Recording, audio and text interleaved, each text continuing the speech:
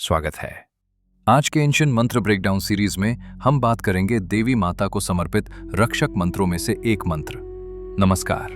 तो आज हम एक बहुत ही शक्तिशाली और मंगलकारी मंत्र सर्व मंगल मांगल्य की गहराइयों में उतरेंगे। हमारे पास जो स्रोत हैं वो इस प्राचीन मंत्र का बहुत ही विस्तृत विश्लेषण करते हैं, मतलब इसके हर शब्द के अर्थ से लेकर इसके आध्यात्मिक महत्व तक। आज हमारा मिशन सिर्फ इसका अनुवाद करना नहीं है, बल्कि एक तरह से इसकी ऊर्जा के उस नक्शे को समझना है जो इसमें छिपा हुआ है। तो आइए इसके एक एक परत को खोलने की कोशिश करते हैं। सबसे पहले पूरा मंत्र एक बार सुनते हैं ताकि इसकी जो ध्वनि है, इसकी जो ऊर्जा है, उसे महसूस किया जा सके। सर्व मंगल मांगल्ये शिवे सर्वार्थ साधिके शरणी त्र्यंबके गौरी नारायणी नमोस्तुते। इसकी लय में ही एक अद्भुत शांति और एक ठहराव है। हाँ, और ये जानना दिलचस्प है कि ये ध्वनि कोई साधारण रचना नहीं है। ये प्राचीन ग्रंथ देवी महात्म्य से लिया गया है, जिसे दुर्गा सप्तशती भी कहते हैं। और ये किसी शांत ध्यानमग्न ऋषि ने नहीं लिखा था, बल्कि इसकी उत्पत्ति तो युद्ध और संकट के बीच हुई थी। ये देवताओं ने खुद देवी की स्तुति में गाया था, एक तरह का संकटकालीन स्तोत्र, जब वो असुरों के सामने पूरी तरह असहाय हो गए थे।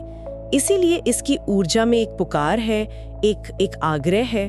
अच्छा, तो चलिए फिर इस पुकार को शब्द दर शब्द समझते हैं। पहली पंक्ति है सर्व मंगल मांगल्य। सुनने में बहुत शुभ लगता है, लेकिन अक्सर इसका मतलब बस सभी मंगलों को करने वाली की तरह समझा जाता है। क्या इसका अर्थ इससे भी गहरा है? बिल्कुल, यह अनुवाद सही है पर अधूरा है। देखिए, यहाँ दो शब्द हैं, मंगल और मंगल्य। मंगल का अर्थ तो हुआ शुभता या कल्याण, हाँ, लेकिन मांगल्य का मतलब है जो स्वयं शुभता का मूर्त रूप है। तो ये पंक्ति ये नहीं कह रही कि देवी शुभता देती हैं, बल्कि ये कह रही है कि देवी स्वयं ही शुभता है। वो स्रोत हैं जहाँ से हर अच्छी चीज निकलती है। अच्छा, सकारात्मकता, पवित्रता, आशीर्वाद, दिव्य सुरक्षा, इन सब का परम स्रोत। सरल शब्दों में कहें तो वो सौभाग्य की जननी है। ये इंसान की उस गहरी खोज को दिखाता है जहां हम दुनिया की हजार अच्छी चीजों के पीछे उस एक स्रोत को खोजना चाहते हैं। ये दिलचस्प है। तो ये सिर्फ कुछ मांगना नहीं, बल्कि उस स्रोत से ही जुड़ना है। जैसे किसी नदी से एक बाल्टी पानी लेने के बजाय सीधे नदी के उद्गम तक पहुंच जाना। इसी सोच को आगे बढ़ाते हुए अगली पंक्ति है शिवे सर्वार्थ साधिके। यहाँ शिवे शब्द आते ही मन में भगवान शिव का ख्याल आता है। क्या ये वही संदर्भ है? हाँ, एक बहुत अच्छा सवाल है, क्योंकि यहीं पर मंत्र की सूक्ष्मता सामने आती है। यहाँ शिवे शब्द भगवान शिव की पत्नी के रूप में संबोधन नहीं है।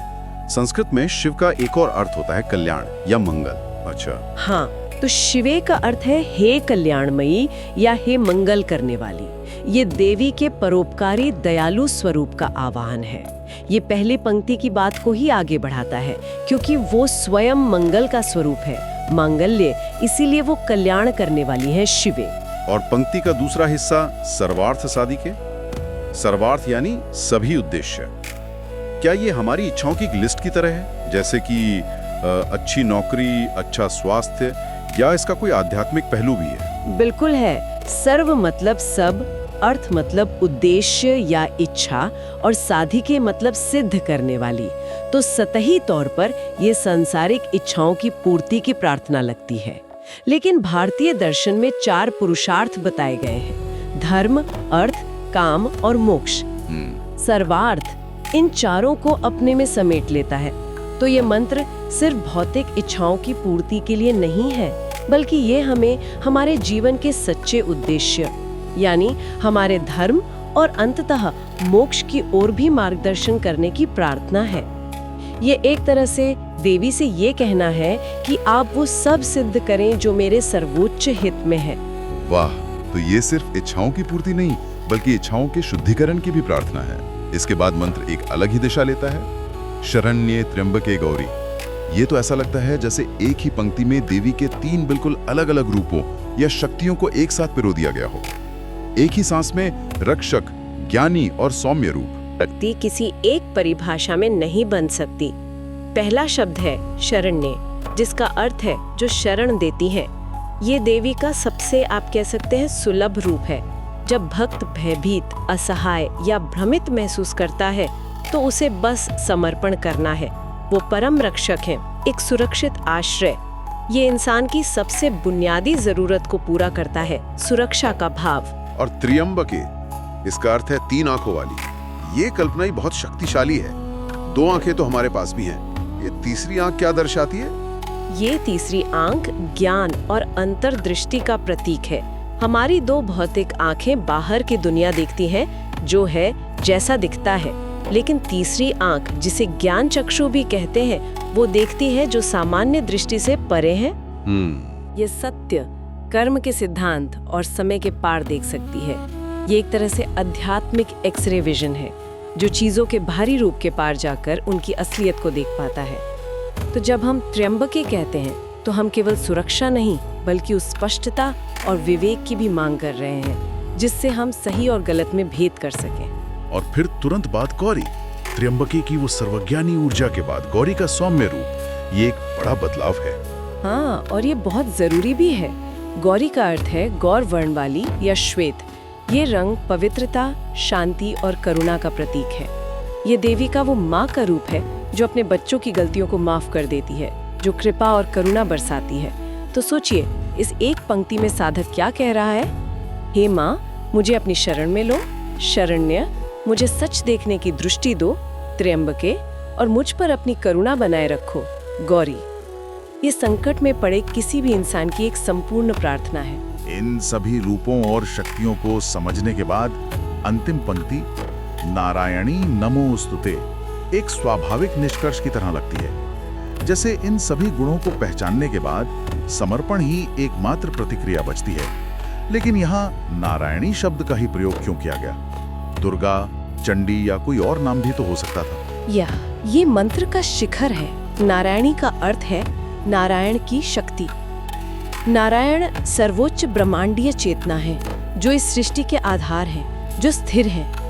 और नारायणी उस चेतना की क्रियात्मक शक्ति है, मतलब किनेटिक एनर्जी। अच्छा, वो ऊर्जा है जिसके बिना ब्रह्मांड का संचालन, सृजन, पालन और संहार संभव ही नहीं है। तो जब हम उन्हें नारायणी कहते हैं, तो हम उन्हें केवल एक देवी के रूप में नहीं, बल्कि उस सर्वोच्च ब्रह्मांडीय शक्ति के रूप में स्वीकार करते हैं, जो पूरी सृष्टि में व्याप्त है। ये पहचानना है कि जिसे हम दुर्गा, गौरी या काली के रूप में पूज रहे हैं, वो कोई और नहीं बल्कि पर ब्रह्म की ही शक्ति है। और इसके बाद नमोस्तुते, आपको नमन है, ये सिर्फ एक अभिवादन नहीं है, ये अपने अहंकार का पूर्ण विसर्जन है। ये कहना है कि मैं कुछ नहीं, जो है आप है। हमने मंत्र के पीछे के गहरे दर्शन को तो समझा, लेकिन आपने शुरू में कहा था कि इसकी उत्पत्ति संकट में हुई थी। चलिए उस कहानी पर वापस चलते हैं। वो क्या स्थिति थी जब देवताओं को, जो स्वयं इतने शक्तिशाली माने जाते हैं, इस मंत्र की रचना करनी पड़ी? छिन गया था। देवता स्वर्ग से निकाले जाकर पृथ्वी पर भटक रहे थे। उनका आत्मविश्वास, उनकी शक्ति, सब कुछ शून्य हो चुका था। तब सारे देवता मिलकर त्रिदेव ब्रह्मा, विष्णु और महेश के पास गए। उनके क्रोध और तेज से एक दिव्य ऊर्जा का पुंज प्रकट हुआ, जिसने देवी दुर्गा का रूप लिया। जब देवी असुरों से युद्ध करने जा रही थी, तब देवताओं ने एकजुट होकर इसी मंत्र का जाप किया था। अच्छा, तब किया था? हाँ, ये उनकी सामूहिक प्रार्थना थी, उनकी हताशा से जन्मी एक पुकार थी। इसीलिए आज भी जब कोई व्यक्ति जीवन में खुद को पूरी तरह हारा हुआ या निराश महसूस करता है, तो ये शब्द उसे एक अलग ही शक्ति देते हैं, क्योंकि ये मंत्र विजय के अहंकार से नहीं बल्कि पराजय की पीड़ा से जन्मा है। यह संदर्भ तो इस मंत्र को एक पूरी तरह से नया आयाम देता है। तो ये एक तरह से संकट के समय की गई एक अंतिम पुकार है। इसका आज के समय में जप करने वालों के लिए आध्यात्मिक रूप से क्या मतलब है? यह उस ऊर्जा को हमारे जीवन में कैसे सक्रिय करता है? इसका बहुत गहरा मतलब है। जब कोई पूरी श्रद्धा और भाव से इसका जाप करता है, तो माना जाता है कि देवी की वही पोषक और रक्षक ऊर्जा जागृत होती है जिसने देवताओं की रक्षा की थी। आध्यात्मिक स्तर पर इसका सबसे पहला लाभ है नकारात्मकता से सुरक्षा। हमारे आसपास और हमारे भीतर जो भी नकारात्मक विचार, भय या बुरी ऊर्जाएं हैं, ये मंत्र उनसे एक सुरक्षा कवच बनाता है। ये खास तौर पर अदृश्य भय से बचाता है, वो चिंता जिसका कोई स्पष्ट कारण नहीं होता। और व्यक्तिगत जीवन पर इसका क्या प्रभाव पड़ता है, जैसे कि रिश्तों में या मन की शांति के लिए? इसका सीधा प्रभाव जीवन में सामंजस्य और संतुलन लाने पर पड़ता है। ये मन को शांत करता है, जो आज के तनावपूर्ण जीवन में बहुत जरूरी है। जब मन शांत होता है तो भावनात्मक स्थिरता अपने आप मजबूत होती है। हम छोटी छोटी बातों पर विचलित नहीं होते हैं। ये भीतर एक आत्मविश्वास जगाता है। ये विश्वास की एक दिव्य शक्ति है जो हमारी रक्षा कर रही है। सही बात है। और अंततः ये व्यक्ति के जीवन को दिव्य कृपा के साथ जोड़ता है, जिससे सौभाग्य और सफलता का मार्ग खुलता है। ये केवल समस्याओं को दूर नहीं करता, बल्कि जीवन को एक उच्चतर चेतना से जोड़ता है। तो इस महाकाव्य से निकलकर अगर कोई इसे अपने व्यक्तिगत जीवन में उतारना चाहे तो इसका सही तरीका और समय क्या है? क्या इसे कभी भी किया जा सकता है या कोई विशेष नियम है? वैसे तो इस दिव्य मंत्र का जाप करने के लिए हर समय शुभ है, क्योंकि दिव्य ऊर्जा का आवाहन करने के लिए कोई अपॉइंटमेंट नहीं लेना पड़ता। लेकिन हमारे शास्त्रों में कुछ समय को विशेष रूप से प्रभावशाली माना गया है, जब ब्रह्मांडीय ऊर्जा अधिक ग्रहणशील होती है। इनमें सबसे प्रमुख है सुबह सुबह का समय, विशेषकर ब्रह्म मुहूर्त, यानी सूर्योदय से लगभग 1.5 घंटे पहले। अच्छा। उस समय वातावरण में सात्विकता और शांति चरम पर होती है। इसके अलावा नवरात्रि के 9 दिन, वो तो इस मंत्र के जाप के लिए अत्यंत शक्तिशाली माने जाते हैं। हाँ, वो तो है ही, क्योंकि उन दिनों देवी की ऊर्जा पृथ्वी पर बहुत जागृत अवस्था में होती है। ध्यान से ठीक पहले इसका जाप मन को एकाग्र करता है, और रात को सोने से पहले ये दिन भर के तनाव को धोकर शांतिपूर्ण नींद लाने में मदद करता है। और उन क्षणों के बारे में क्या, जब कोई सच में मुश्किल में हो, जब ब्रह्म मुहूर्त या नवरात्रि का इंतजार नहीं किया जा सकता? हाँ, उन क्षणों में ये सबसे ज्यादा सहायक होता है। जब भी कोई व्यक्ति तीव्र तनाव, भय या गहरे भ्रम की स्थिति में हो, तो इस मंत्र का जाप उसे तुरंत मानसिक बल और स्पष्टता दे सकता है। ये एक आध्यात्मिक सहारे की तरह काम करता है, जो आपको याद दिलाता है कि आप अकेले नहीं हैं। और इसे जपने की सही विधि क्या है? क्या इसके लिए किसी खास तैयारी या आडंबर की जरूरत होती है? नहीं, विधि बहुत ही सरल और सहज है, क्योंकि इसमें भाव की प्रधानता है, कर्मकांड की नहीं। सबसे पहले एक शांत जगह पर आराम से बैठें। कोशिश करें कि आपकी रीढ़ की हड्डी सीधी रहे। इसका वैज्ञानिक कारण भी है। सीधी रीढ़ से शरीर में प्राण या जीवन ऊर्जा का प्रवाह बिना बाधा के होता है। फिर आंखें बंद करें और कुछ धीमी गहरी सांसें लें, ताकि मन वर्तमान क्षण में स्थिर हो जाए। इसके बाद पूरी भक्ति और श्रद्धा के साथ मंत्र का जाप करें। और कितनी बार? आप इसे 11, 27 या परंपरागत रूप से 108 बार जप सकते हैं। 108 की संख्या का क्या कोई विशेष महत्व है? हाँ, 108 एक बहुत ही रहस्यमयी और पवित्र संख्या मानी जाती है। ज्योतिष में 12 राशियां और 9 ग्रह हैं, जिनका गुणनफल 108 होता है। अरे वाह! सूर्य का व्यास पृथ्वी के व्यास का लगभग 108 गुना है। इसके कई ऐसे ब्रह्मांडीय संबंध हैं। माना जाता है कि 108 बार जाप करने से हमारे भीतर की ऊर्जा ब्रह्मांडीय ऊर्जा के साथ एक लय में आ जाती है। लेकिन सबसे महत्वपूर्ण बात यह है कि आप इसे कैसे जप रहे हैं। सिर्फ शब्दों को दोहराना एक बात है, लेकिन जब आप शरण्य कहते हुए सच में समर्पण का भाव महसूस करते हैं, तो मंत्र की ऊर्जा पूरी तरह बदल जाती है।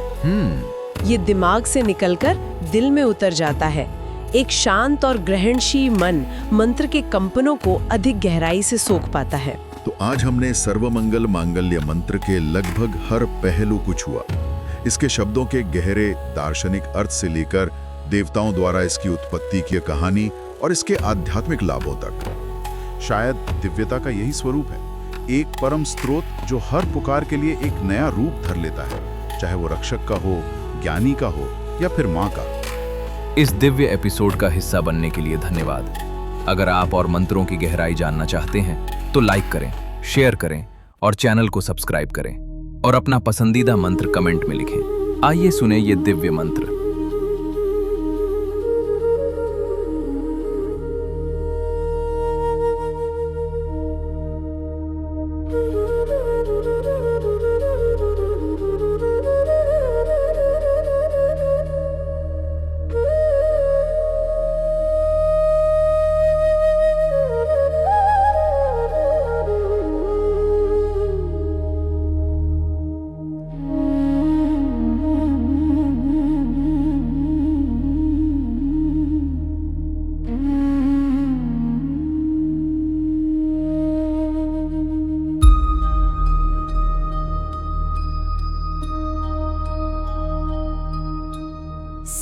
सर्वमङ्गलमाङ्गल्ये शिवे सर्वार्थसाधिके शरण्ये त्र्यम्बके गौरी नारायणी नमोऽस्तुते।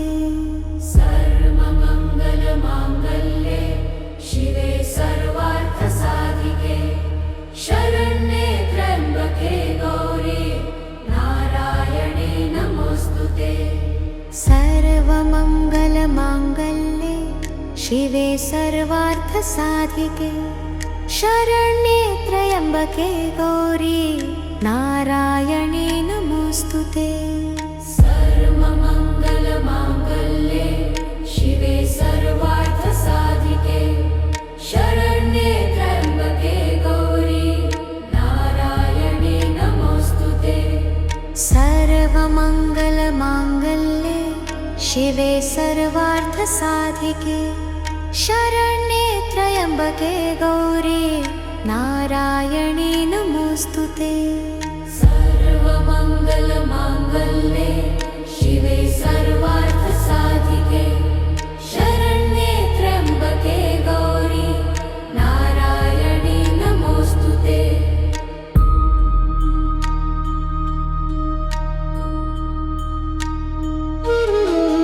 सर्वमङ्गलमाङ्गल्ये शिवे सर्वार्थसाधिके शरण्ये त्र्यम्बके गौरी नारायणी नमोऽस्तुते। सर्वमङ्गलमाङ्गल्ये शिवे सर्वार्थसाधिके शरण्ये त्र्यम्बके गौरी नारायणी नमोऽस्तुते।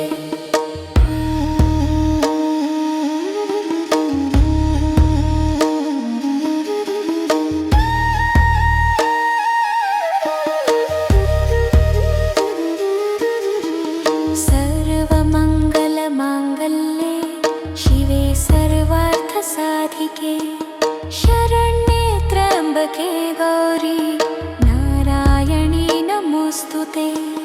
सर्वमङ्गलमाङ्गल्ये शिवे सर्वार्थसाधिके शरण्ये त्र्यम्बके गौरी नारायणी नमोऽस्तुते। सर्वमङ्गलमाङ्गल्ये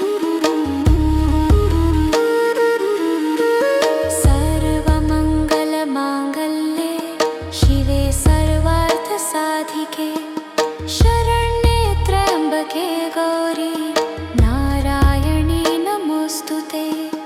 सर्वमङ्गलमाङ्गल्ये शिवे सर्वार्थसाधिके शरण्ये त्र्यम्बके गौरी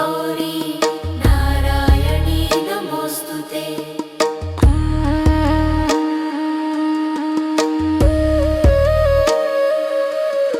सर्वमङ्गलमाङ्गल्ये शिवे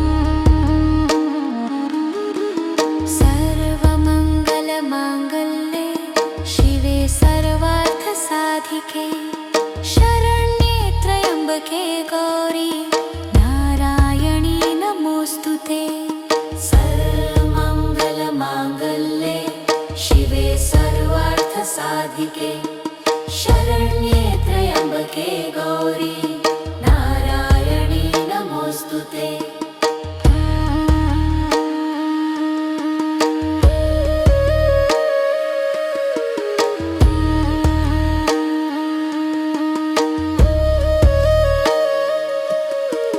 सर्वमङ्गलमाङ्गल्ये शिवे सर्वार्थसाधिके शरण्ये त्र्यम्बके गौरी नारायणी नमोऽस्तुते। सर्वमङ्गलमाङ्गल्ये